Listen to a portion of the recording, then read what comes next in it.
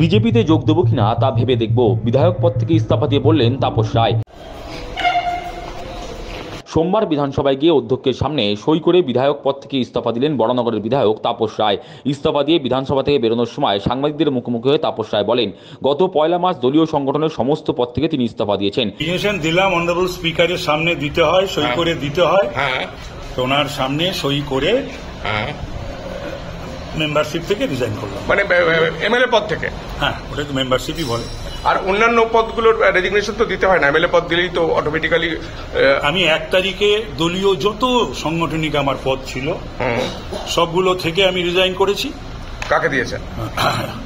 মাননীয় সুপ্রিমো শ্রীমতী মমতা ব্যানার্জি, অভিষেক ব্যানার্জি, সুব্রত বক্সী এবং সরকারি যে সমস্ত পদগুলো আমার ছিল, যেমন ডেপুটি চিফ গভর্নমেন্ট হুইপ, যেমন ছিল বিভিন্ন কলেজের গভর্নিং বডির প্রেসিডেন্ট, সাগর দত্ত মেডিকেল কলেজের আরকেসি চেয়ারম্যান, এগুলো সব আমি 1 তারিখেই আমি সমস্ত রেজিগনেশন পাঠিয়ে দিয়েছি, মানে 1 তারিখে। এরপর কি?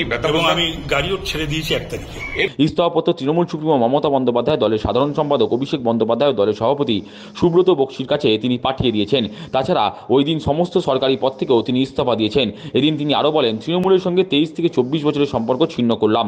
একরাশ ক্ষোভ উগড়ে দিয়ে তাপস রায় বলেন, তার বাড়িতে ইডি অভিযান করার পর দলের তরফে কেউই তার খোঁজ নেননি। এখন আমার সঙ্গে 23-24 বছরের তৃণমূলের সঙ্গে যাবতীয় যে আমার সম্পর্ক, সেই সম্পর্ক ছিন্ন হলো।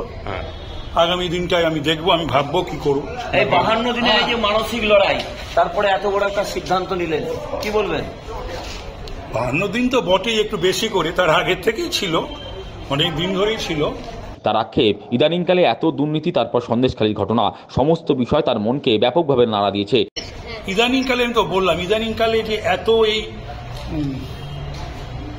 দুর্নীতি দুর্নীতি দুর্নীতি, এখানে যাচ্ছি শুনছি, অ্যাসেম্বলির ভেতরে, অ্যাসেম্বলির বাইরে, তারপরে এই